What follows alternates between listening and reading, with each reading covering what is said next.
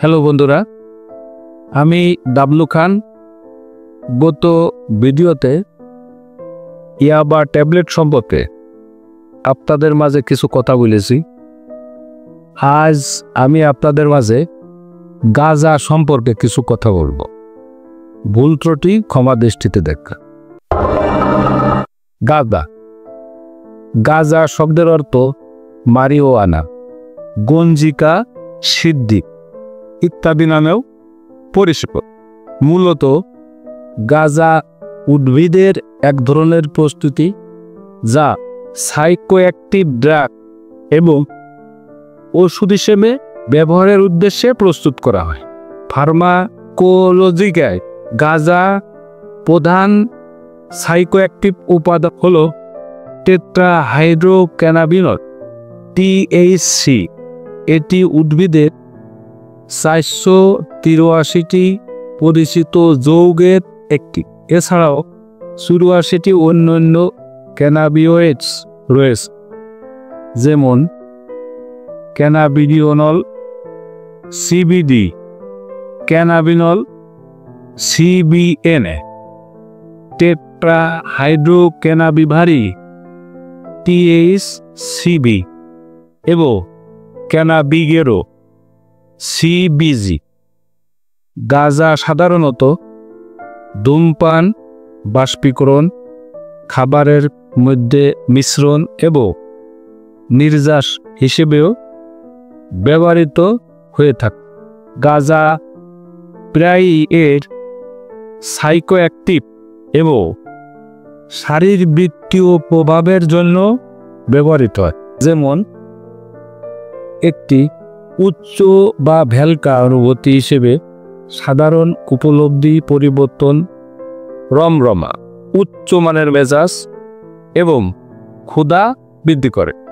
ধূমপানের মাধ্যমে সেবনে অল্প সময়ের মধ্যে প্রভাবগুলির সূচনা শুরু হয়।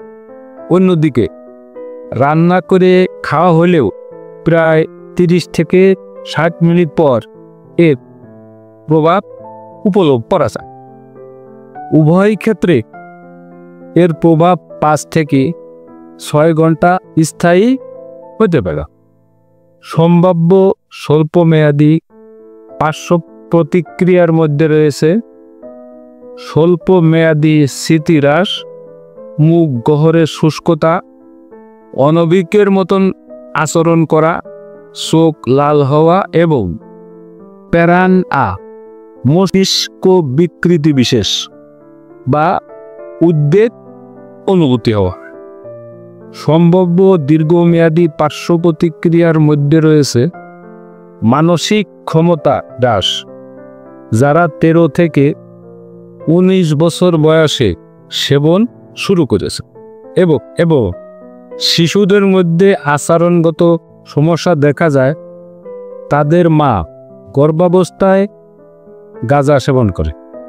গবেষণায় গাঁজা ব্যবহার এবং মানসিক রোগের ঝুঁকি বিষয়ে সম্পর্ক পাওয়া গেছে।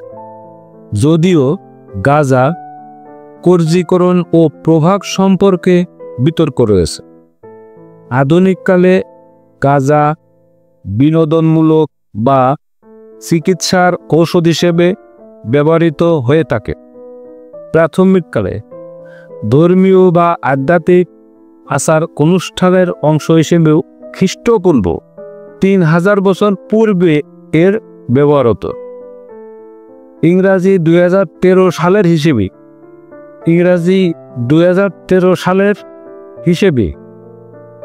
128 এবং 232 মিলিয়ন মানুষের মধ্যে গাঁজার ব্যবহার অনুমান করা যায়।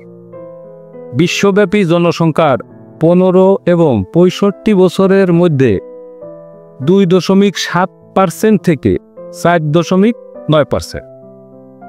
ইংরাজি 2015 সালের হিসেবে 46% মার্কিনী গাঁজা ব্যবহার করে, যা 2016 সালে 51% বৃদ্ধি পেয়েছে।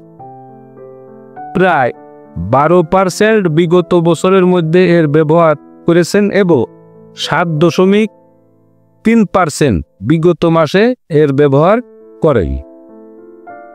বিশ্বের এবং মার্কিন যুক্তরাষ্ট্রের উভয় ক্ষেত্রে একটি সর্বাধিক ব্যবহৃত অবৈধ ড্রাগ। প্রাথমিকভাবে তৃতীয় সহস্রাব্দের বিসি থেকে গাঁজার ব্যবহার সম্পর্কে জানা যায়। বিংশ শতাব্দীর প্রথম দিক থেকে গাঁজা আইনি সীমাবদ্ধতার বিষয় হয়ে ওঠে। বিশ্বের বেশিরভাগ দেশেই গাঁজার মালিকানা, ব্যবহার এবং বিক্রয় অবৈধ।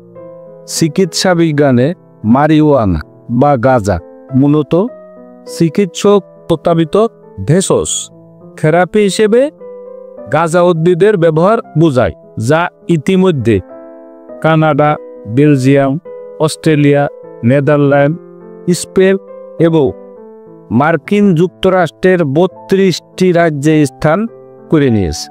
1970-এর দশকে মার্কিন যুক্তরাষ্ট্রে গাঁজার ব্যবহার জনপ্রিয় হয়ে ওঠে। এরপর মার্কিন যুক্তরাষ্ট্রে আইনীকরণের জন্য সহায়তা বৃদ্ধি পেয়েছে এবং মার্কিন যুক্তরাষ্ট্রের বেশ কয়েকটি রাজ্যে বিনোদনমূলক বা চিকিৎসা সেবার জন্য গাঁজা বৈধকরণ করা হয়েছে। গাঁজা সেবনে সাইকোঅ্যাক্টিভ এবং শারীরবৃত্তীয় নানান প্রভাব রয়েছে। গাঁজার তাৎক্ষণিক গ্রাসকারী প্রভাবের মধ্যে শিথিলায় এবং হালকা রমরমা মেজাজ অন্তর্ভুক্ত। উচ্চ বা স্টোন অনুভূতি। কিছু তাৎক্ষণিক অবাঞ্ছিত পার্শ্ব প্রতিক্রিয়ার মধ্যে রয়েছে স্বল্প মেয়াদী স্মৃতিহ্রাস, মুখ শুষ্কতা, অনভিজ্ঞ করে তোলা, চোখ লাল হওয়া প্রভৃতি। পাশাপাশি বোধ এবং মেজাজ বা মানসিক অবস্থার বিষয় পরিবর্তন। সর্বাধিক সাধারণ স্বল্পমেয়াদী শারীরিক ও স্নায়বিক প্রভাবের মধ্যে হৃদস্পন্দন বৃদ্ধি, ক্ষুধা বৃদ্ধি ও অতিরিক্ত খাদ্য গ্রহণ, উচ্চ রক্তচাপ, স্বল্পমেয়াদী এবং কর্মস্মৃতির অবনতি, মানসিক সমন্বয় এবং একাগ্রতা অন্তর্ভুক্ত। সুতরাং আসুন আপনি গাঁজা সম্পর্কে সচেতন হই এবং অন্যদেরকে গাঁজা সম্পর্কে সচেতন করে তুলি। আমার এই ভিডিওটি যদি আপনাদের ভালো লেগে থাকে, আপনারা অন্যান্যদের মাঝে শেয়ার করে দেবেন, যাতে আমি আপনাদের দ্বারা উৎসাহিত হয়ে পরবর্তীতে এরকম নতুন নতুন ভিডিও তৈরি করে আপনাদের মাঝে বিতরণ করতে পারি বা দিতে পারি।